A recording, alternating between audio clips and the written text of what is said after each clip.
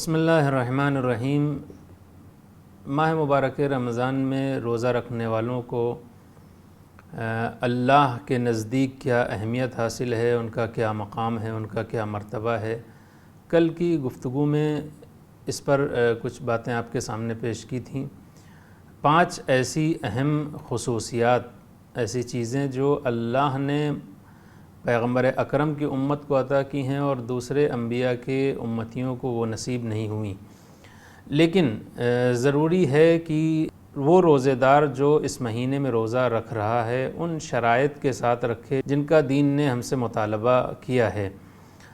پیغمبر اکرم صلی اللہ علیہ وآلہ وسلم جب آپ معراج پر تشریف لے گئے ہیں اور جو گفتگو آپ کے اور اللہ کے درمیان ہوئی ہے، اس کا ایک فقرہ ہے جس میں اللہ پیغمبر سے فرماتا ہے، یا احمد لیسا شیء من العبادہ احب الی من الصوم والصمت فمن صام ولم یحفظ لسانہ کان کمن قام ولم یقرأ فی صلاتہ۔ اے میرے حبیب، اے احمد، جتنی بھی عبادتیں ہیں میرے نزدیک سب سے محبوب کون سی عبادت ہے؟ وہ روزہ، والصمت اور خاموشی۔ فمن صام ولم یحفظ لسانہ، جو روزہ رکھے اور پھر وہ اپنی زبان پر کنٹرول نہ کر سکے، کانا کمن قام ولم یقرأ فی صلاتہ شیئا، اس کی مثال اس عبادت گزار کی طرح ہے جو نماز کے لیے کھڑا تو ہو، قیام تو کرے، لیکن اپنی نماز میں کچھ پڑھے نہ، کوئی قرات نہ کرے۔ فَأَعْتِيهِ أَجْرَ الْقِيَامِ وَلَا أَعْتِيهِ أَجْرَ الْعَابِدِينَ۔ یہاں پہ قابل توجہ بات ہے وہ یہ کہ پروردگار کتنا رحیم ہے، کتنا کریم ہے۔ ایک امید کی کرن ہے ہم جیسے گناہگاروں کے لیے کہ اللہ فرماتا ہے کہ وہ انسان جو نماز کے لیے کھڑا ہوتا ہے ہماری بارگاہ میں، لیکن صرف کھڑا ہے، صرف قیام کر رہا ہے اور نماز میں کچھ پڑھ نہیں رہا ہے، ایسے انسان کو بھی میں صرف اس لیے کہ وہ ہماری بارگاہ میں آ کے کھڑا ہو گیا ہے، اس کا اجر اسے دیا جائے گا۔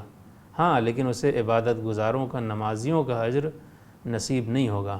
روزے دار بھی ایسے ہی، اگر روزے دار صرف ان چیزوں سے پرہیز کر رہا ہے جن سے روزہ باطل ہو جاتا ہے، لیکن دوسری چیزوں سے پرہیز نہیں کر رہا ہے جن سے شریعت نے منع کیا ہے، تو پھر ٹھیک ہے، وہ روزہ تو رکھ رہا ہے، بھوک اور پیاس کے عالم میں ہے، لیکن اس کا روزہ صرف بھوک اور پیاس کا روزہ ہے۔ اسے اس بھوک اور پیاس کی وجہ سے اللہ اجر دے گا، لیکن وہ حقیقی روزے داروں میں اس کا شمار نہیں ہوگا۔ پیغمبر اکرم فرماتے ہیں، رب قائم حظہ من قیامہ السحر ورب صائم حظہ من صیامہ العطش۔ کتنے ہی ایسے لوگ ہیں جو رات بھر اللہ کی عبادت کرتے ہیں لیکن سوائے شب بیداری کے انہیں کچھ نصیب نہیں ہوتا ہے۔ کتنے ہی ایسے روزے دار ہیں جو روزہ رکھتے ہیں، بھوک اور پیاس برداشت کرتے ہیں، لیکن ان کے حصے میں صرف اور صرف بھوک آتی ہے، صرف اور صرف پیاس آتی ہے، انہیں روزے کا ثواب نہیں ملتا ہے۔ ہاں، جو انہوں نے یہ بھوک اور پیاس برداشت کی ہے اس کا اجر اللہ انہیں دے دے گا، لیکن جو حقیقی روزے داروں کا ثواب ہے اس سے وہ محروم رہ جاتے ہیں۔ ماہ مبارک رمضان کی کیا فضیلت ہے، کیا مرتبہ ہے، چونکہ ہم واقعاً اس کی فضیلت کو درک نہیں کر پاتے ہیں، لہٰذا ہماری توجہ ماہ مبارک رمضان، یہ لمحات، ان ایام کی طرف، روزے کی طرف اس طرح سے نہیں ہوتی ہے جس طرح سے ایک حقیقی مومن کی ہونا چاہیے۔ پیغمبر فرماتے ہیں، اگر ہماری امت کو معلوم ہو جاتا کہ اس ماہ مبارک رمضان کی عظمت کیا ہے، اس کی فضیلت کیا ہے، اس کا مرتبہ کیا ہے، تو پھر ہماری امت یہ آرزو کرتی کہ کاش کی پورا سال ماہ رمضان ہوتا۔ چونکہ ہم درک نہیں کر سکے ہیں، درک نہیں کر پائے ہیں، ہمیں وہ علم نہیں ہے، وہ معرفت نہیں ہے اس مہینے کے بارے میں، اس کی عظمت، اس کے مرتبے کے بارے میں، اس لیے ہم اس طریقے سے نہ نمازیں پڑھتے ہیں، نہ دعائیں پڑھتے ہیں، نہ تلاوت قرآن کرتے ہیں، نہ جو روزے کا حق ہے وہ حق ادا کر پاتے ہیں۔ امام صادق علیہ السلام بھی فرماتے ہیں، اذا صمت فلیصم سمعک و بصرک و شعرک۔ ہاں، اگر تم روزے سے ہو تو پھر صرف تمہارا یہ روزہ بھوک اور پیاس کا روزہ نہ ہو، تمہاری آنکھیں بھی روزہ رہیں، تمہارے کان بھی روزہ رہیں، تمہاری جلد، تمہاری کھال بھی روزہ رہے، تمہارے بال بھی روزہ رہے۔ صرف بھوک اور پیاس کا روزہ نہیں ہونا چاہیے۔ آگے ارشاد فرماتے ہیں امام، لا تکونن یوم صومک کیوم فطرک۔ جن ایام میں تم روزہ ہو اور وہ دن جن میں تم روزہ نہیں رہتے ہو، ان میں آپس میں فرق پایا جانا چاہیے۔ یعنی جن ایام میں تم روزے سے ہو، ماہ مبارک رمضان کے روزے خاص طور سے، اس میں تمہاری زندگی جو تمہارا روٹین ہے وہ ان ایام سے الگ ہونا چاہیے جس میں تم روزے سے نہیں رہتے ہو۔ یہی وجہ ہے جو ہمارے اہم شخصیات ہیں، بزرگ شخصیات ہیں، وہ ماہ مبارک رمضان میں کس طرح سے رہتے تھے، ان کی زندگی کیا تھی۔ امام خمینی رحمۃ اللہ علیہ کے لیے بھی نقل کیا جاتا ہے کہ آپ ماہ مبارک رمضان میں جتنے بھی آپ کی ملاقاتیں ہوتی تھیں وہ سب کینسل کر دیا کرتے تھے اور صرف اللہ کی عبادت، تلاوت قرآن، عبادت، دعا و مناجات میں اپنے کو مصروف رکھتے تھے، مشغول کرتے تھے۔ آج بھی آپ دیکھیے جو بزرگ شخصیات ہیں، رہبر انقلاب اسلامی ہیں، آپ ماہ مبارک رمضان میں ایسے تو آپ کی بہت سی حکومتی پیمانے پر ملاقاتیں رہتی ہیں، مستقل آپ مصروفیات ہیں آپ کی، لیکن ماہ مبارک رمضان میں آپ دیکھیے تو صرف قرآنی جلسات ہیں جس میں آپ شرکت کرتے ہیں، اور پھر وہ اپنی عبادت ہے، دعا و مناجات ہے، اس میں مصروف رہتے ہیں۔ جو ہمارے بزرگ علماء ہیں، مراجع ہیں، اہم شخصیات ہیں، ان کا طریقہ کار ماہ مبارک رمضان میں یہی ہے کہ وہ دوسرے امور سے پرہیز کرتے ہیں اور صرف ان چیزوں میں اپنے کو مشغول رکھتے ہیں